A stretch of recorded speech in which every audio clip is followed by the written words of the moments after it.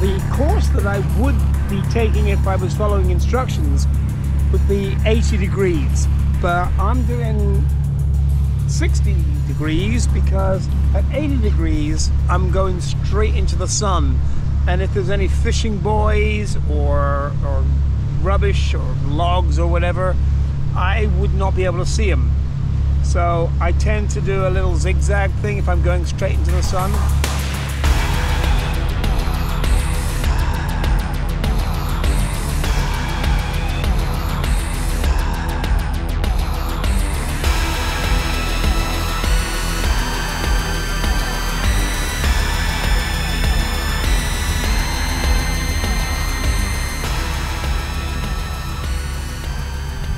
After a quick stop for some beans on toast for breakfast, it's a little bit rolly to stay here, so I'm just gonna move on out.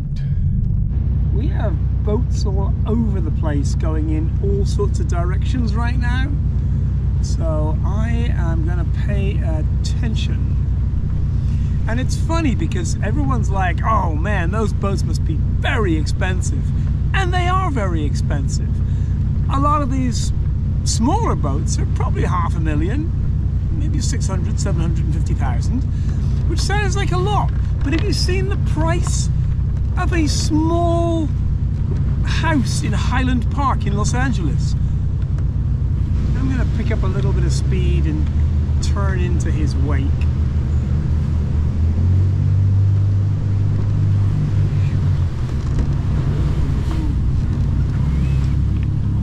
We all handle that very well.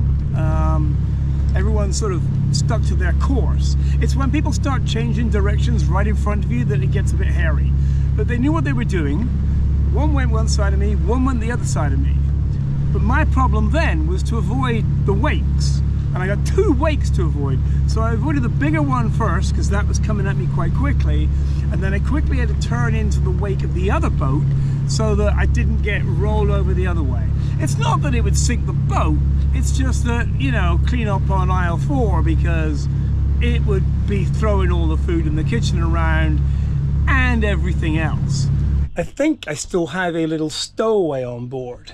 I put some cheese out last night and it was gone in the morning. So I built myself a little humane rat trap. Basically there's cheese here, Ratty McRackster walks out here and falls in there as it just tumbles off. But if the rat can do some algebra, it's not gonna work. I can count 1, 2, 5, 3, 6, 27 super yachts right in front of me, and I just had to kind of scoot between them all and get to the marina. And then I get to the marina and she's like, do you have a reservation? And I'm like, yes, Jaywalking the World, I've been emailing you. And she's like, yes, but do you have a reservation? And I'm like, I said I was arriving on the 22nd. And she's like, but do you have a reservation? And I'm like, so I might not. By the way, this is the boat rocking because there's just a bit of a wake coming in from one of the big boats. But you can see how much the boat rocks. I mean, I'm not making this up. And it'll settle because once the boat swings around a little bit more, the wind is coming in the same direction as the big waves. So they hit straight at the front of the boat and it's not quite as rolly. It's not anywhere near as rolly. Anyway, it's beautiful here. This is, Tropez is just there. And then this is another little town behind me, Cremol, and Cogolin is just behind me as well. So I made it, and it's not even lunchtime yet. But anyway, cheers. I deserve this. And as you come in, you have to find a safe way in to where you want to get to. and you have to make sure that where you want to get to is a good place to moor, because it can't be too close to any of the other boats. Like for a moment I was too close to this boat, and so I just pulled out of the way, moved the anchor a little bit, and then came back again. You just don't want to make anyone nervous, because I know when I've been parked somewhere and a boat's come a little bit too close to me, you're just like, what are they doing? Why are they there? Why don't they go further away? Because if something goes wrong and the anchor starts dragging itself, the last thing you want is to just drag yourself into a boat or the rocks. Call me again in a little while. So I'm going to call her again in about an hour and see what she says, because I really want to be in the marina. I want 10 days of marina life where everything is normal.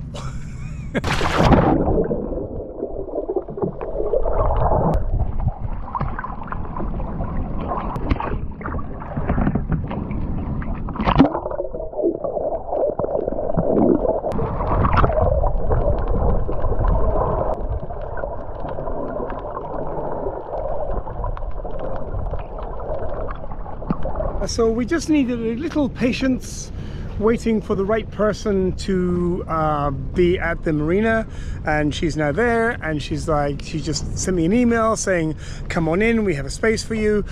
The space they have for me is actually a slightly bigger berth than I need, but it's the only one they've got. It's a little bit more expensive. It's like €6 a night bigger, more expensive, but fuck it, whatever. It's a beautiful marina in a beautiful place in the world. I'm so happy to be here. Now all I gotta do is pick up my anchor and get my ass into that marina. There's a few moments between the point at which the anchor is free from the ocean bottom and the boat starts drifting, and I've still got another 20-25 meters of anchor to lift. And if the wind is blowing, the anchor starts rising, but the boat starts moving, and you're like, oh shit, because you start to move closer to the other boats, and you don't want that.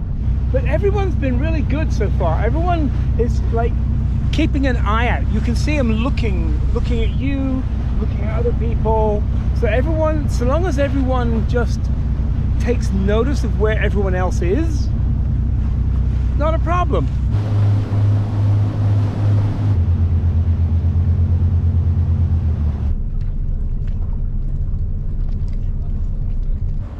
All these big boats around here are in the $5 to $10 million, if not more, rate. They're like, I feel like such an imposter. But I don't care, because I'm here and I can have as much fun as they do. I just don't have to worry as much about paying for the crew and the insurance and all that stuff, because my insurance is like €600 a year. The insurance on a boat like that, I'm sure, is substantially more. And you have to have a crew. A boat like that has got a crew of probably 4 people just to keep the boat operating. This boat has a crew of 1.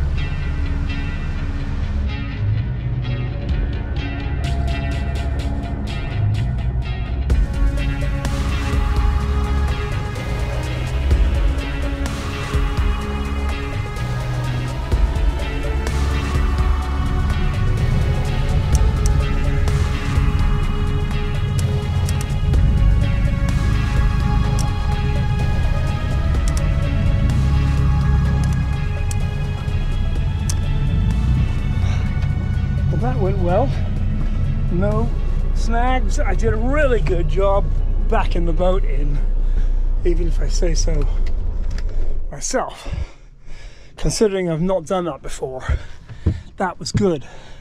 About 40 years ago, I came on holiday with my girlfriend and my cousin Nigel, and he liked the area a lot and ended up staying, and now has lived out here for about 35 years, I think. We've spoken a few times, but we haven't actually met for about 35 years. And your phone. Say hello. Hello. I think I still have a little stowaway on board. I put some cheese out last night and it was gone in the morning. So I built myself a little humane rat trap. Basically there's cheese here, Ratty McRatster walks out here and falls in there as it just tumbles off. But if the rat can do some algebra, it's not going to work. They're going to have me move from the mooring spot I'm in right now to this one over here.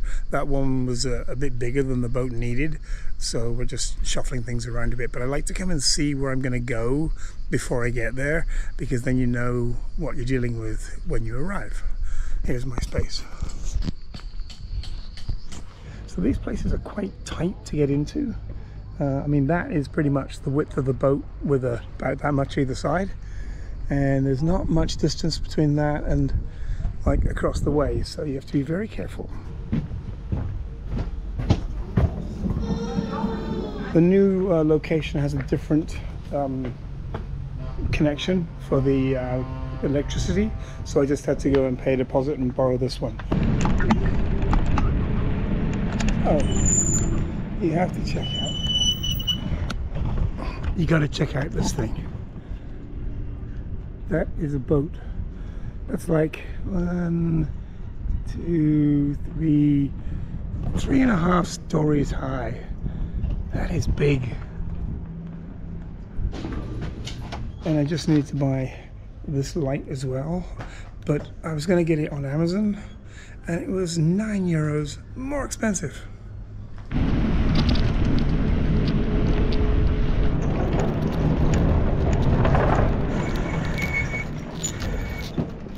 I have been trying to get rid of this ugly, nasty little bicycle thing for a while now. And then I was just like chatting on the phone, on the computer, and I heard bang. I'm like, oh, that's not good. So I run outside and the nice gentleman over there is like, it's fell in the water. I'm like, oh dear. What happened was it was charging and the boat next to me pulled out, and as he pulled out my boat moved a little bit, which caused the charging cable to get a bit too tight and pulled the boat, pulled the bike in. So I like your steering wheel. Yeah, it's just my next door neighbors, very nice German couple, leaving. This is their home base, but they're leaving to go to Corsica for a few weeks. Okay, let's see what we have here. This is called a bimini.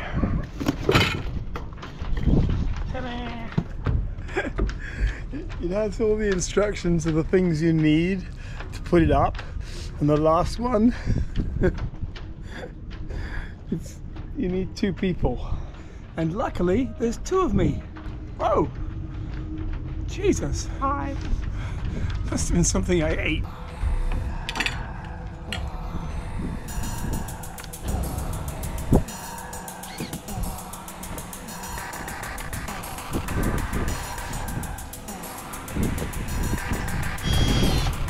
Well, I'm actually pretty happy with this thing. It actually fits very well. It was €170, and a lot of them were 200 and 300 and more. But I don't think they're any better. Stopping here in Cogolin has been really good. I got to hang out with my cousin Nigel, and I managed to buy this thing and get it delivered. I fitted a new light on the back of the boat, navigation light. I put in a new fan in the bathroom because the old fan just had given up. I got to visit Tropez for a day.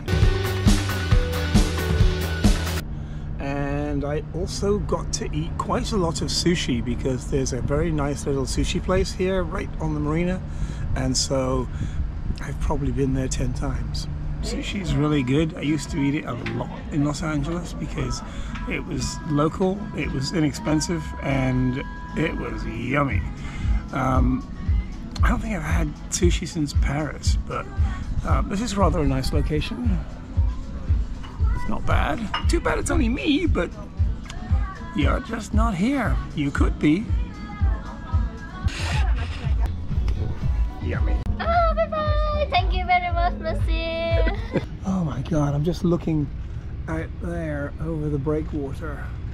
I haven't seen that yet. It's freaking busy out there.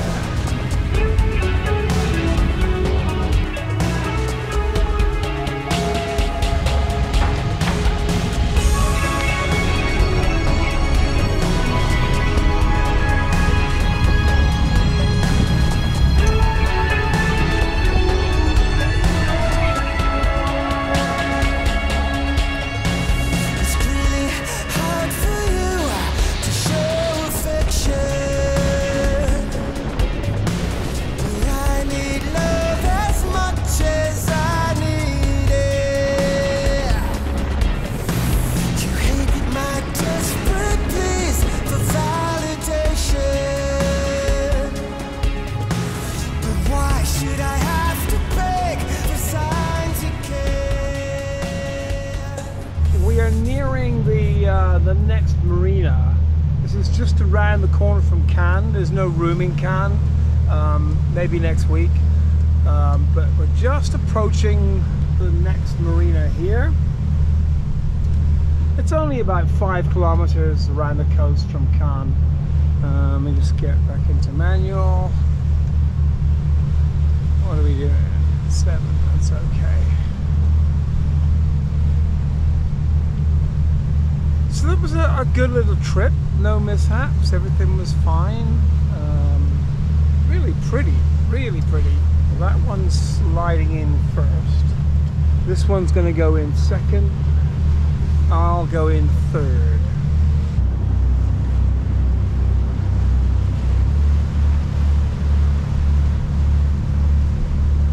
Marina Golfe-Juan, Golfe-Juan. This is Jaywalking the World. Jaywalking the World. Incoming. I should have put my shoes on before I actually started approaching the dog. It's a bit of a mistake.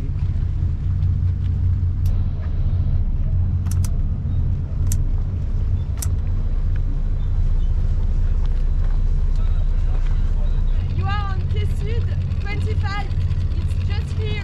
Yeah, it just got a little bit hectic there, so I just had to drop the camera and get moored, but with the help of Christopher, who's already scooted off, we got the boat in. So now I just got to turn off the engines and connect the power and we should be good. And I just heard a weird noise. It was like, and I'm like, what the hell? I turned around, it's just the Starlink dish reacquainting itself with where it is in the world. It usually takes about 15 minutes to gather all the data and kind of get hooked up with its best service, but still working great. There's a very nice looking marina, and they were very helpful coming in, and we all did a good job.